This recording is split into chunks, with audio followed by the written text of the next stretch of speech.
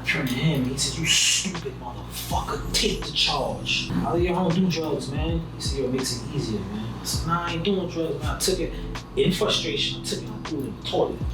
Because now I'm looking at you like you rocking me to sleep too. Right. I was just all over the place. They had the news there, they had everyone there. This was my first time speaking. My first time speaking event. So I just went there, they was like, "You need a pad?" I was like, "A pad? I'm just gonna walk y'all through the whole event." Brunswick. Since a juvenile, up in Spofford we was running wild. No non-secure, 18 months and then you touch it down. No phone calls to the world, shit'll break you down. Find out your brother in the morgue and they spinning now. And your grandma soon be gone, ain't no fixing that. And that phone gon' remind you got a minute left. I know they see a nigga stressed.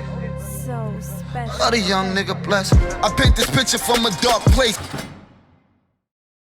Rehabilitation, the action of restoring someone to normal life through training and therapy after imprisonment. Through the whole event. I was talking about 2 hours. I rock it. And afterwards, the news came to me like, "Wow, your story is very interesting. Like, there's things you overcome." And at that time, like a lot of the things that I'm doing now, I wasn't even doing those. Those were just ideas. And they contacted parole. And it was like, "It's good that you got this young man speaking to the schools." I never got permission to go to Jersey. So Jersey, parole was like, "Oh, we heard you was at Rutgers speaking." My parole was on fire. I'm sending this to Oldman. "You sending your black ass back." I was like, "Yo, I'm not snatching a purse. I ain't sneaking the club. I ain't smoking no weed. I ain't even having no alcohol. I was speaking, man. That's not how it works. You think you come out here, you on parole. Your rights and he's chewing me out." So I'm like, damn, now I'm trying to process, damn, I'm going back for speaking. And if I go back to prison because I didn't break a law, I fall back under life. So I gotta go back to parole boards. So they could give me 30 days and I'd be there for another 30 years because I had a life sentence. So I'm like, "Yo, this dude is cool." And in that moment, streets kick in. Shit, I should just get a pack, hit somebody down south and run. Now these are the conversations. Am I gonna just really walk back in? Like, for speaking? I'm not gonna bust a move. I didn't. They sent it to Oldman. So what I said was, I'm gonna keep speaking. I linked up with an officer, his name is Darren Smith. He was an officer in the facility I was in, which when I got out, when I got transferred, he wrote letters of parole for me. He's a professor in Binghamton. He heard I was speaking at Rutgers. He was like, "Yo, let's start a speaking company. You speak as a prisoner, a young black man from the urban. I speak as an officer, a white guy from suburbia, and we tell our stories." We started going on tour. We was going to schools. They paid for me to fly to Puerto Rico to speak. So that used to be my thing, public speaking. And I didn't know how to get paid from it, but people were like, "Yo, we give you $1,000 for an hour." I could do 4 of those for you. Right, how many you want? You pay me for my story? Like, I'll give this away for free. That's just how it was at the time. And Albany got wind that I kept doing it. And 3 years in, he just was like, "Yo, due to the nature of what you're doing, we're gonna terminate you. Like, you ain't listening, but you're not breaking the law. We're gonna let you just go." He was so mad. "You know how many people that been on parole longer than you that shit?" I said, "Yo, you sent it up." Right. You sent it up. Thank you. You sent it up. And you know what's crazy? To this day, I leave my voice now. I swear. "Hey, Mr. Flanagan, how you doing? This is Campbell. Yeah, you know, I'm gonna be featured in Time Magazine. Yeah, just checking up on you, man. Hope all's well. Be well." Every week, every Wednesday, I send my voice notes. Every Wednesday. Get one a day. Did he get one today? Yeah, I was just in an interview, man. I was just telling my story. I was talking about you. You know, but that was the transition. And it wasn't, I mean, along with that, there was a lot of multiples that made it hard. You know, I couldn't get a job. I ended up getting a job at a laundromat Far Rockaway. They were shooting up my laundromat. Like, drugs were being sold in that joint. And I presented something to parole. They had a program called VASIT, which They help you get training in whatever it is you want to do, they'll pay for it. Because I took Narcotic Anonymous, I felt under the category of free schooling. So I'm like, oh, y'all put me in there, I'm gonna utilize it. So I went, did the interview, they was like, yeah, go to any school you wanna go to.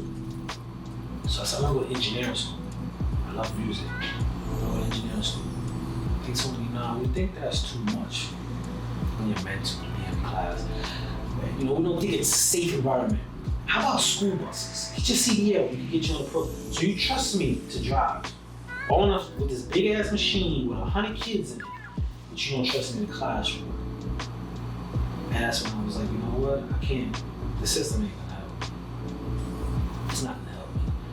And I was still juggling, you know, the place I was living with Pat. You know, I was paying her $100 weekly. My sister had me on her phone thing, which that helped me for like a year. But then my nephew ran up the data, because this was before all that unlimited. So then we all got cut off, so then I had to take my own phone bill. So I had, and it wasn't even a lot. I had $100 for rent. It was about $80 at the time for the phone. And then between food and travel, I only made $120 a week at the laundromat, which I had to jump that. And you start thinking street. And I made a move on some weed. I told a friend, like, I need to make some bread. He was like, take some. I ain't taking no pound. Give me a quarter pound. I'll break it up and I'll sell to my coworkers. They smoke weed. I'll sell to my coworkers. All that money I made from that, I only paid for it. And when I tell the story, I be like, I broke the law to pay parole. Because he kept saying, yo, you behind. I'm like, yo, I can't get a raise. They don't want to hit none of that shit. I had to break the law. And it got to a point where I stopped. But it was to that point where I was like, at least let me cover what I owed. And then I stopped this shit. And that's a lot of brothers coming to, and to be honest, my circumstances probably wasn't even that bad compared to some other people that don't even have a place, that didn't have a job at all. I had a little gig, I had a place, but the pressure, then, you know, you take it with what a lot of people didn't take in consideration, what doesn't even come to mind. I was 15 when I was last here. You know what I'm saying? So I'm coming back. Yeah, I'm golden, yeah, I'm mature. My experiences as a free man was from 15. So this is all learning for me now. This is all a learning process. And no one holds your hand through that. I don't think a lot of people understand the depth of it enough to hold your hand. And then a lot of brothers don't know how to communicate it, because we still trying to figure out how lost we are. Like, I didn't know I couldn't get on a bus, so I had to get on a bus. And I was like, I got on a bus, and I was like, what I do? I'm trying to get money. He was like, yo, get your Metro card. Metro card? Yeah, you been on a bus before? I was like, nah, I never been on a bus in my life. I just chalked it up to that. I just never been on a bus in my life. And he's like, all right, go ahead, bro. And I walked on the bus. You know how many people, because they don't know, won't even attempt to get on that bus. And that happens to a lot of brothers who've been in a situation like me, because they don't know and no one's there to kind of guide them. They won't even bring it up. They'll try to find a way around it, and that's where we jam, trying to find ways around it. And I think that's like the biggest issue. Like, there's no preparation for somebody who did like 10, 20, 15 years to re-enter to society, and then they feel that pressure, they get nervous, and they go back to what they know from when they were younger, and they end up right back in jail, and that's how it starts a revolving door. Or like you said with parole, they get an asshole parole officer that's like mad because they're trying to do something, but they make it harder for them, and then they make one little mistake, and it's like they're back in jail. Like, some people feel more comfortable in jail because they get shell shocked when they come home, because it's like the world is just so new, and jail is something that they know and they know how to do, If there was anything that you could tell somebody in jail right now that's like starting a bid, in the middle of their bid, or getting hit at the board, or any advice that you would give them now that you're on the outside to help them get through? As far as a person that's incarcerated, and I had the moment to tell them, like, I tell a lot of brothers that I'm still in contact with. Like, there's another brother who just got sentenced to 25, and I stay in his ear. As simple as this may seem, I tell him, man, forget to dream, bro. Fantasize, man. Because in that world, you get so caught in the immediate world around you. You don't have no space to keep for you. And I think that's something that you give in that environment. You give so much to yourself in that environment, you lose you. Whether it's between reading, working out, programming, like don't forget to fantasize, don't forget to dream, man. Don't forget to keep those parts of you. Keep a little world. 90% of the things that I'm doing now in life was fantasy because they never existed. I've never done them, none of it. But day in, day out, I fantasized about it. Whether it was when I listened to music, or I wrote my thoughts down, or I wrote music, or if I got a letter, or I shared a letter, or whatever the case may be, I kept that as a piece of me. And a lot of the fantasies, the only reason why it's fantasy because it doesn't exist yet.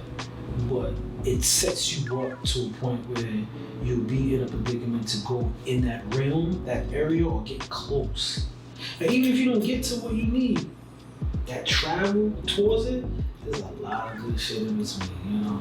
So I would tell somebody, like, yo, keep a part of this, man. You have to, because physically you're gonna do a lot. You're gonna give away a lot, do a lot, sacrifice a lot. You gotta keep a little section in there for you. That's you.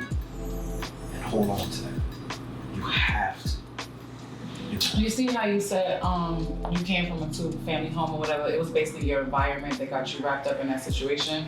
What advice would you give about environments to somebody that's returning to the world as a citizen coming from jail? I would tell, anybody who comes home, the first thing, talk your worries, talk your frustrations, let them know, let us know. Because we won't know.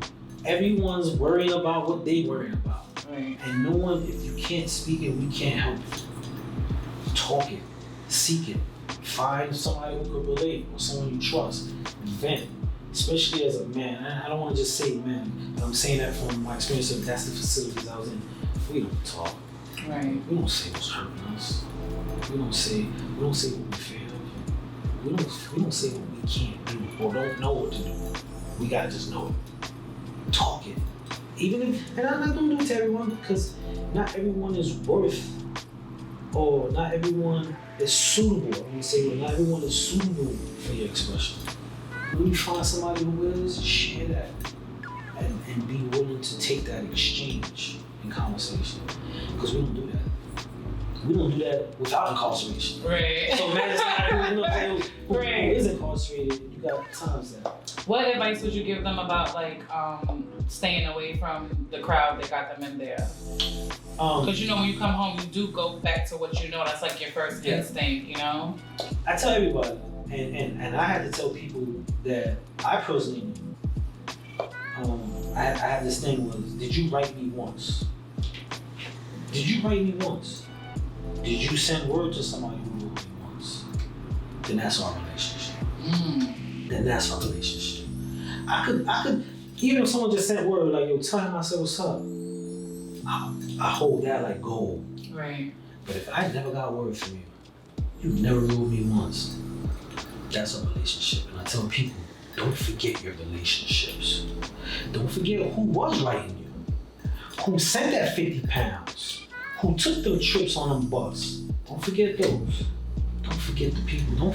Don't be bitter, because it's a fine line, and it's very hard not to. Yeah, I was gonna get to that because a lot of people get upset, like life doesn't go on, like, you know, or we on the outside don't have our own, you know, issues. Like, you know, another interview I did, the guy was saying like, you know, oh, we get 3 hots in a cot basically, and it's not like that on the street, you know. And then a lot of people from jail that's incarcerated get upset because people still have to live in the real world. And that's where the engagement conversation comes. Like, I went through it. You know what I'm saying? I went through a lot of family. I had family members who I never spoke to. When I came home, I wouldn't talk to you. You know, one of my cousins was chasing me down. Yo, you got my number, you ain't text me? Oh, I was on fire. Oh, so you stressing me, texting you. I did 13, did you write me? Oh, you going, yeah, I went there. And you have to weed that out yourself. There's nothing I could say, anyone could say, that can make you come to terms with the relationships. Right. and how you maneuver around those relationships. And that's what I would tell somebody. Strictly in your relationships. Remember. Good or bad, do you feel like jail changed you? Both. I think it's a duality. It has good and bad. You know, I learned a lot of negative stuff. I lost a lot. I've hurt people. People try to hurt me. I've hurt my family. You know, there's two victims in this case. You know, one lived, one didn't live. I know I affected them tremendously, myself. But at the same time, like I said, it stripped me to a core where now my day-to-day I help people. Like I go hard to this day. Any gem, any opportunity, anything that I get myself into, I crack that door. You know, the kids in the neighborhood, I go back to the prison that I was in and run my program. And I tell them I'm real. I tell them how I was on the air, all the guys getting transferred. My first public school. I'm in the public school. I tell them, I just became the chairman of the SL team. I was like, yo, y'all sure that want me? As a chairman, you know. Yes, black man. So, you know, it has its good and negative. One of the things I've always had a problem with, I had a friend that said, yo, prison saved me. He said, prison saved me. And, you know, a lot of people, one time I think a friend of mine mentioned, like, it was, well, prison saved you. And I was so offended. Because I don't want to chalk up to prison. I fought to save me in prison. You know, that's like somebody getting thrown in a bottomless pit and he make it out the strongest person. Like, yo, that pit, say no. I fought I climbed every measure, everything. We are not chalking this shit up to prison save me. Fuck no, man. That bothers me. But I'm not gonna neglect that there was a good Play a part. that I learned a lot in those travels. I learned a lot about family. I learned a lot about myself. And all the stuff that I'm doing now, 90% of the things that I do now is prison driven, whether it's guiding kids away or helping guys that's like, I mean, I wear cuffs, broken cuffs on my wrist to remind me that the shackles are pop, but the shackles were never the actual cuffs, it was me. It was Holding me. yourself back. You know what I mean? The shirts. I come out with my shirts, like, and I told a teacher in the school, I was like, yo, I wear prison like a soldier wears medals. He not happy he killed nobody. He just showing he made it. And I always want to be a representation of brothers. Like I tell brothers all the time, I'm repping for us because we got a bad name for it, right? So every chance I get, I throw my charge on the table. I was at means at Def Jam. First thing I'm fast with it. This is who you're dealing with. You squared up with that? Or you gonna talk about my abilities? And I just want to be a representation of anything I do that we still got a lot of, there's a millions of me. I'm not an exception. Right. I'm not an exception, there's millions of me.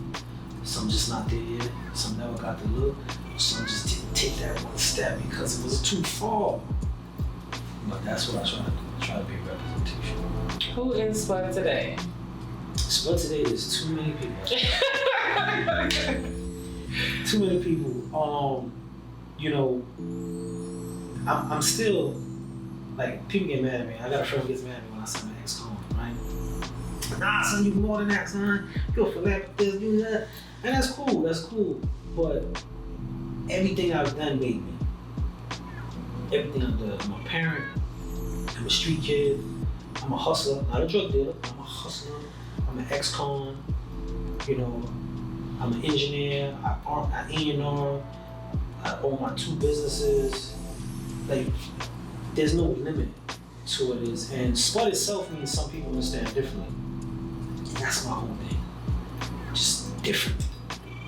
We take different roles. Everyone takes things differently. Everybody gives off differently.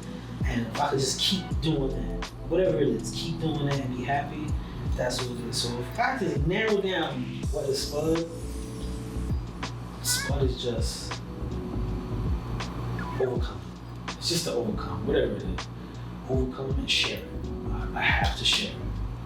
Because when I was hurting, I know there was more people hurting that could relate to. But I sat with it and I cooked it and I let it deteriorate me. So I share it. And there's so many brothers that, like I have 2 phones. One is my outreach phone. I have a phone just for outreach. I don't care what time of day it rings. I gave you that number, you call it. You call it. Oh, it's gang activity, there's a beef. Between who? I'll come down, I'll mediate. I try to utilize my experience. And yeah, I use my background because I know they respect it. So instead of me coming on the block saying, yo, I'm gonna set up my own hood and I'm gonna do X, Y, Z, living on my rep. I mean, if I could use that to sit at the table and be like, yo, y'all bugging. Why don't y'all do X, Y, Z together instead? If I could, oh man, I'm using that call every chance I get to it. So they say, yo, it's expired. You cannot come in this building. I'm gonna start looking for somebody who can. Like, listen, I'm gonna feed you the information and you go. Like, that's. So you say you're a parent, you have children? Yes. Oh, how's that? Thank you. I love it. I'm a jungle gym every chance I sit down. I love it. The story with my wife now, when I went in, she was my girlfriend. She was my girlfriend when she was 11, I was turning 13. And then I went away and we became friends. It drifted away, she lived life. Every so often we would connect. So when I came home, I was a little petty. I was a lot petty. I could admit that. And I was dating all over the place. I had no commitment. Right. And I was dating her at the same time. There was a moment she's like, I know what it is. Like, do what you gotta do. You ready? I'm here. This is what I want. I'm like, fuck out of here. I'm just mad. I'm a little mad, but and there was a moment in my life where I saved $1,200. And again, I didn't have a room. I was renting a room that was somebody else's room. It just was for parole. And I wanted to create a studio. I wanted to build a studio. And I had $1,200 to my name, and I went to Guitar Center and I saw a setup for $1,200. Every cent I had, I told everybody, I want to get this setup. You don't even know how to engineer. You don't even got a place to live. You got to buy all this equipment with you. And I remember telling her, you don't think about buying this setup, man. She was like, how much it cost? I said, $1,200. She said, how much you got? It's $1,200. She said, then get it. Get it. And I bought this equipment and I sat it in this middle of this room that wasn't my room, and I had nowhere to set it up. I had a trackboard, I had all this, had the mics, had everything. And I was like, it's here. It's here. Like, it's here. I got to do something now. And I couldn't find out about all the wrong equipment. Wow. But that triggered everything. Like right now I have my own studio. I have my nonprofit as well. We have a studio out in East New York as well. We offer the community peer mediating with recording. So the kids gotta come in, but you gotta keep it 100. You gonna write your song, I wanna know your song.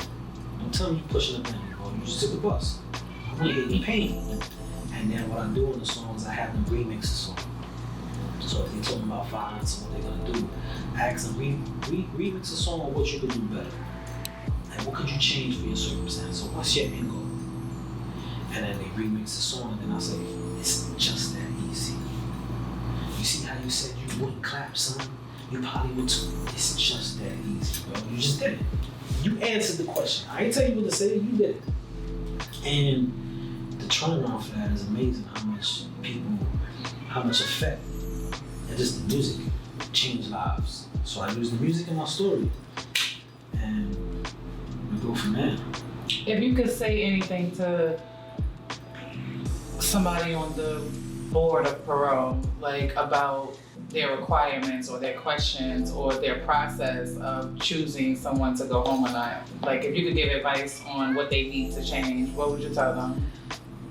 Low, bottom line, but first of all, stop looking at this file as your core thing. Stop looking at that file. The data in that file is not going to change. If you go to the beginning of the file, which is they start, it starts with the crime, the events, the statements, the court. if you're gonna just start there and not get to the end of the 5 probably, then don't do this job. Don't do this job. Because none of that's gonna change. If I bust somebody in the head today and I get arrested for it, and you keep flicking those first 3 pages, then why am I doing programming? Why am I even doing any self-embetterment? Why are we even doing all that? Just let me bid, let me do what I do, and then we figure it out later. And I think there should be, as much as a lot of people probably want, there should be some type of transitional mental health, some type of applicant in that field, because it's an unnatural state.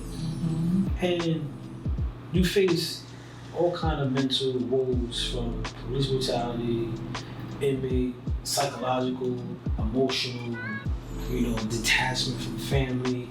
I can imagine, like, now that I have kids, there's a lot of brothers I know who have kids. Yo, like, I could imagine that. Here I am as a 15-year-old dude, I'm worried about my pops, my brothers, and my 15-year-old girlfriend, like, wondering what she doing. You got people who have kids that depended on them. And now that I'm not just now, but when I got out and I got the concept of, making the family run for the bills and holding down, there's a lot that, again, I had no bills. So my worries were limited to a 15-year-old realm. But even that, so there's a lot that the psyche goes through. Even isolation, the way they deal with a conflict. My first time in isolation, it was 30, I was supposed to do 40, 45 days, I did 30 days. I did 30 days and I didn't speak to a person. The second time I went in there, I did 4 months. The third time I did 18 months inside there. Wow. What was going through your mind? There's 4 stages. And I came to terms with this one. The first stage is the tear down. You're stressed out, you're sad, you're frustrated, you're in prison. So you're detached from society, people, you can't make a phone call, and then you detach from your homie, and just the little bit of freedom you get walking to the yard or working out. And then you go into a militant stage where now you tie your shirt on your neck and you scream at the SEALs, fuck that, you screaming, you kicking, you working out, you get into the militant stage. The next stage is the tricky stage, and I call it the transition.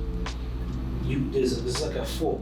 You get into I call it the Malcolm X. You get X'd out, where mentally, depending on how you condition yourself, you either get lost in that field and you don't come out quite right, or you gain a stronger sense of yourself. And when you come out, you have a new chapter to you. And the first time I went in, I think I got stuck in the X'd out phase a little. I didn't get quite lost, but it messed me up. And it hurt even further because the first time I went to the box, I didn't even do what they said I did. So here it is, I'm going through that. So when I got out now I'm in beast mode. Now I'm triggered. Somebody, son, what? Now I'm just on edge. It was the 3rd time. I did the 18 months. And it stripped me down to everything. That was one of the times that I think was intricate in just me being vulnerable to myself, hear myself that moment to be damn, this is what I'm feeling depression. I never knew what depression was. You just went through it. You just stuck it out. I'm feeling down. You didn't show it. That 18 months was the moment for me that I got to reflect with me. And I guess that was another stage where things changed. I mean, even today, my studio now is called SHU Studio. That's the box now. Yeah, for sure. I call it SHU Studio because that was the moment of my time where, music is one of the things that kept me sane. I would wake up in the morning and I would recite every song I could think of. Any song that I ran, any song that was out. From morning to night, I needed to hear sound. I needed to not only hear sound, but have my mind be placed in an environment with the sound. And music was That's why right now, like everything I predominantly do rolls around basically music. From the studio, my nonprofit, or even working with the labels. So, what advice would you give to people to try to change that revolving door of going back to prison? one of the things I think a lot of people in those set environments or when that person keeps, what is it you want to do? What is it you're seeking, right? In my whole 13 years incarcerated, I probably came across maybe 2 impossible criminals. In my whole 13 years, like pure criminals. A lot of the people I came across with opportunities, how much I gave if I hold the car door open? All I gotta do is back it out. I just carry these down, what do I want to into, what I get. So a lot of the decisions that were made came down to a financial gain or positioning. So even now when I'm talking to the kids or something that I know they ain't on the block, what is it you want? Like, what's your goal? What's your goal? Or I want to start a sneaker company. I want to get a rap career. All right, you want a rap career? All right. Let's now we have the end goal. We now have something. This is where we're going to go. Name 3 things you're doing that's in that direction. All right, so some drugs, that's not going to get you out there. All right, listen. And I don't think we take the time to figure out what is it we want to do. And if somebody says, I get a few, I don't know what I want to do. I don't want to do nothing. I just want to get money. So what are some of the things you like to do? Oh, I like to hustle. Do you like to hustle or do you like to get the money? You like to get the repercussion out of it. So it's not the hustling, because if you could make a stack opening doors at a restaurant rather than be on the corner for 5 hours with a bundle or whatever, the reward is what you like. So let's not say you like hustling. What is it you like? And just breaking that down. And sometimes it takes conversation to figure it out. But a lot of times we don't take the time to figure out what is it we like. Right. What is it we actually like to do? I met the most creative men, the creative people in prison. This dude who take a bar of soap and make you. I say that all the time. Make you, like, I'm sitting there like, make you, like, it's amazing. I met some of those talented people and I'm like, yo, that's money. Like, that's money. But we never take the time to figure that out. Like, I like doing this. Even with me, like, with music, I always loved music. Even before I went in, I always loved music, and that was the thing. What does it like to do? I like to create. And I used to always say it was just music, but it's create. But music been my passion. I gotta find a way to make a living. And I wanna live. Like, I do not wanna be chasing bills. I don't wanna ever be like, yo, what I'm gonna do. I wanna live. It has to be something I like. And it was music. And I was able to have it, and I found the path. And I'm like, okay, now let's broaden this path up and just try to entertain it with other people, share it with people. This is so cliche, but it just popped in my head. Do you believe that saying, like, you only do 2 days in prison, your first day and the day you go in and the day you go home? I heard that. That's one. And you are the age you were when you got locked up. That's the age you are in prison. I always had a little conflict with the 2 days in prison. One day you ain't going. But I get what they mean, because take me for instance, that whole 13 years, the day I came out, that's when it all that was really like, I don't care how long it was. For me, I would never forget a day. But the day I got released, those were the 2 days that everything starts. Because now you're back into the overall spectrum of life. Like, you're in prison, you're like on the bench. You're on the bench of life, and life is just going. So I'm on the fence. I heard it a few times, but I get the concept. I get the concept, especially being someone who went in and got to come out. It makes something of itself. Yeah. So I get you should it. be really proud of yourself.